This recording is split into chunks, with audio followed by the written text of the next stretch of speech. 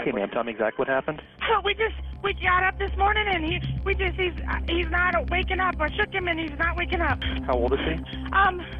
64. Is he awake? No, he's not. Is he breathing? I don't know. Check for me right now and see if he's breathing. Is there an AED available? I don't even know what that is, so how long does it take? Pump the chest hard and fast, at least twice per second. And out loud while you push the chest. All right, 1, 2, 3, 4. A little faster. 5, 6, 7, 8. We got on the plane, and at that point, my grandfather was already having issues with his chest. He had to stop a few times. It was late in the night. I don't know why I woke up. I just woke up, and she wasn't fussing and waking me up. I just kind of woke up, and the first thing I saw when I opened my eyes was the clock. I was taking a Pilates class with some friends. 49th birthday, everything to look forward to of the day. We were stretching, and then we all turned. At least they turned, and I didn't turn. And my girlfriend called my name, and she said I didn't respond. And she yelled my name. I still didn't respond. And she jumped up and turned me over, and I wasn't breathing. When I picked her up, her arms, her legs, her head, everything just went straight back, and she was just totally limp. I looked over my left shoulder, and I just see my grandfather's face go blood red, and he falls down to the other seat limp. And I was pretty shocked. It took me a minute to realize that he had a heart attack, and my mother, right as it happened, just jumped up and down and screamed, call 911, call 911. The first link in the chain of survival is early access. If you come across someone that's clearly having a cardiac arrest, call 911.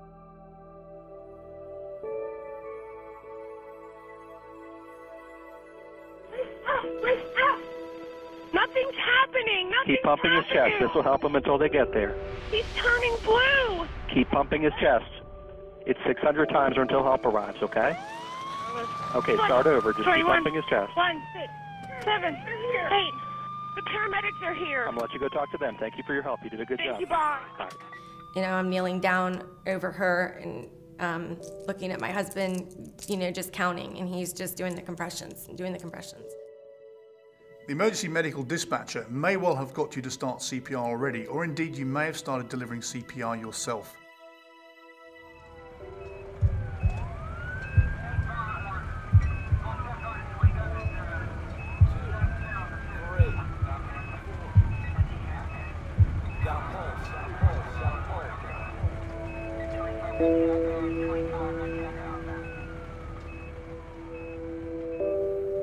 From what I understand, it took 7 shots to get even a flutter of heart movement.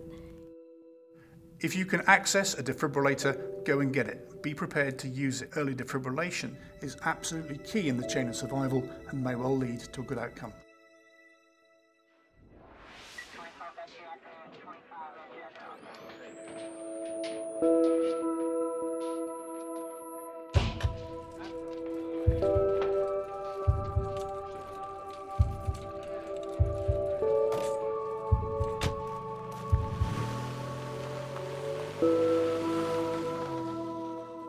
And we just followed the ambulance, and I just remember the whole way there, I think the only thing I said to him the whole way there, to my husband, was, this can't be happening. She can't be dead. I think she is, but I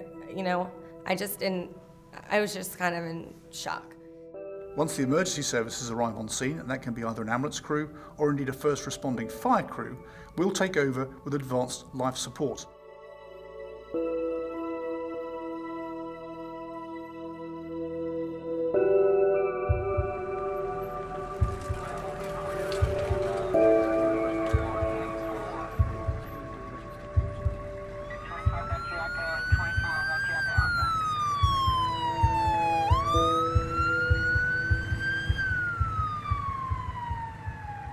hospital, I remember going to see my grandfather. He was alive and awake, and he was actually talking business on the phone and just getting right to it, and it was the same man that he was before the heart attack. A doctor came. She was so compassionate and so kind to us, and she kind of talked to me as a mother and not as the doctor.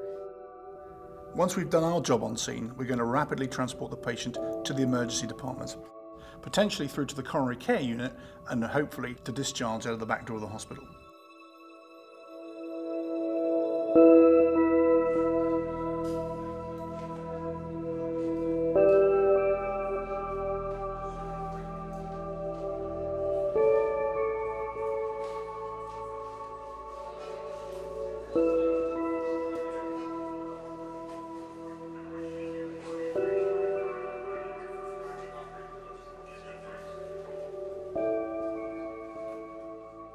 Everything that happened, how like he was able to pull through, we got 6 extra years with him, and as my dad calls it, he calls it bonus years. I'm in this hospital. I'm waiting for my daughter in the trauma unit who's not breathing, who was just born 3 days ago.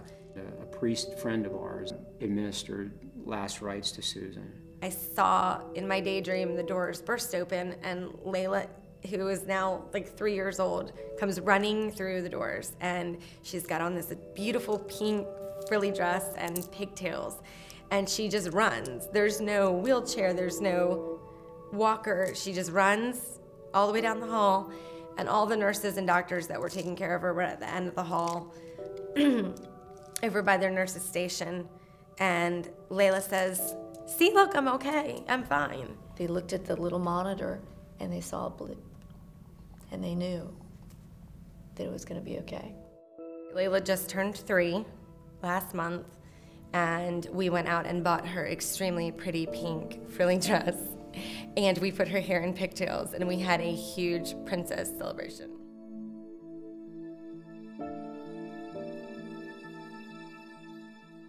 "100% of your donations tonight We'll fund programs right here in Richmond. that will save more lives." And please open your hearts and give. Please help save lives. Lives. Lives. Lives.